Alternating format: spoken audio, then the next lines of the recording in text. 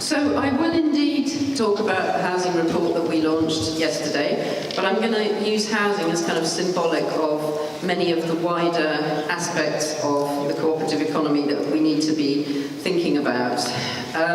Because I think really housing is an obvious example of the market kind of intruding into a space in our lives where I don't think it really belongs. And we've seen so much of that in recent years, and I feel we're right at the time now where we need to start turning that around. Not just taking far more of the housing sector back into cooperative ownership or into public ownership, but also really challenging the privatisation model. So that's kind of my message this afternoon. I think we've got to be bold. I think the opportunity's there right now. Because basically we're living in an economy that is what an economist would call a rentier economy. You know, people are earning money through owning assets and getting rent from those assets.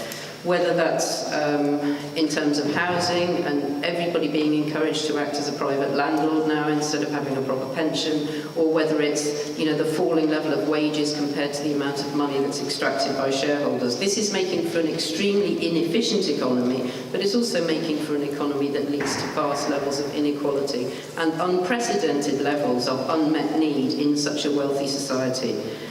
So you may have heard today that the Institute for Fiscal Studies launched a report about how incredibly difficult it is for young people these days to buy a house. I'm not going to say get onto the property ladder, because that's one of the really awful images around housing that I think whenever you hear that you should challenge it, because it suggests, doesn't it, that you buy a place, it increases in value, you buy a bigger place. It's a narrative about asset accumulation, which is not what our housing should be about. Our housing should be about homes, safe, warm, secure places for us to live. And because some people are on that rapidly escalating housing ladder, many other people do not have a safe home. So the emphasis of the report was the same old boring story, really. I mean, it's a disaster if you've got young people you're concerned about. I have 3 children. One of them borrowed an absolutely horrendous amount of money to get on the property ladder, against my advice. The other 2, you know, may never do that. But that's kind of entirely missing the point. The point is people are dying on our streets because of their homelessness. This winter, people have died of cold because of homelessness. That's where the focus should be, the massive levels of inequality in housing and the fact that people's fundamental need to have a safe, warm place to live is not being met by our economy. It's something we should all be totally ashamed of, rather than discussing down the pub, you know, oh, my house has increased in value, which people do without any shame, without any embarrassment.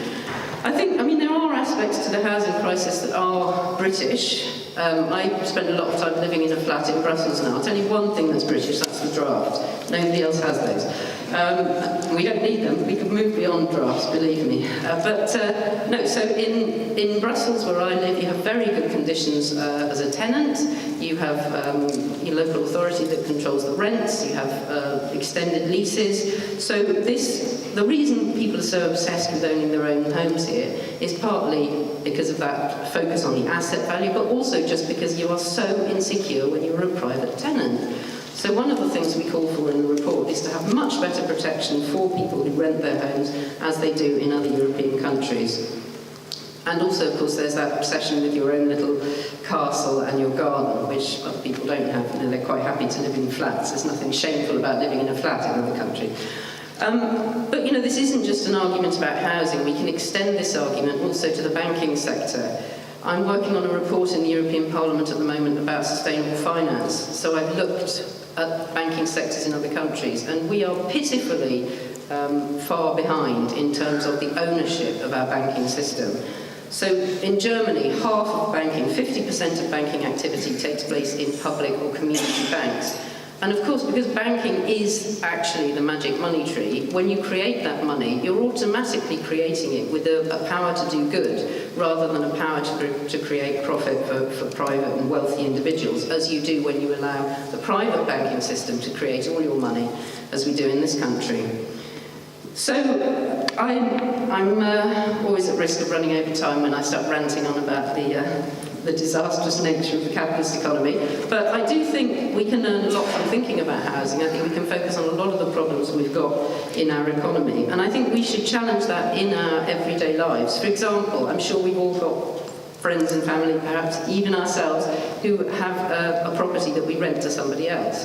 That is now considered perfectly normal, that you would profit from somebody else's need for a home. I personally think we should be challenging that. I think the whole buy-to-let is a problem. Buy-to-let is there because the pension system doesn't work and people use buy-to-let as an alternative. But it normalises this idea that it's okay for somebody poor to pay you rent because you own an asset, and I think we should be challenging that as cooperators. So, there's a few... 2 minutes, that's a bit of a challenge.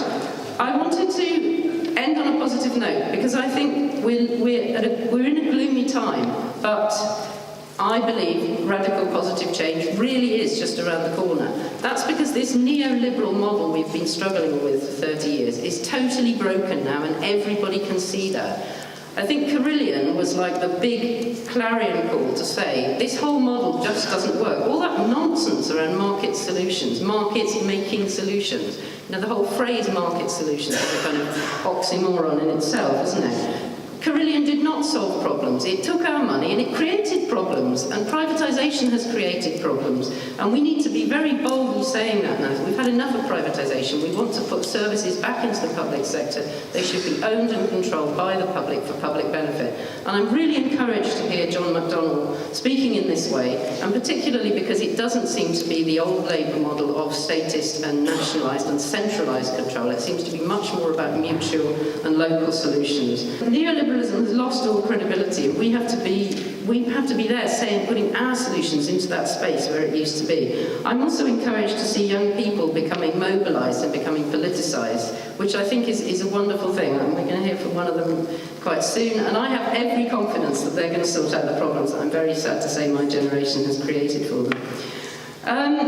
I think we need to work with young people to defend our democracy, which is under attack at the moment, but also to revitalise our democracy, to think about a fair voting system, to think about finally getting rid of that absurdity that is the House of Lords, and to get ourselves a written constitution so that we know what our rights are. No other country will put up with somebody behind closed doors in some ancient old building telling you what you can vote on. It's absurd. When you see it from the European side, it's absurd. So finally, my little point of hope to end on is, things may look gloomy, but imagine you were sitting there in 1959. You didn't know the 60s were just around the corner. That's where we are.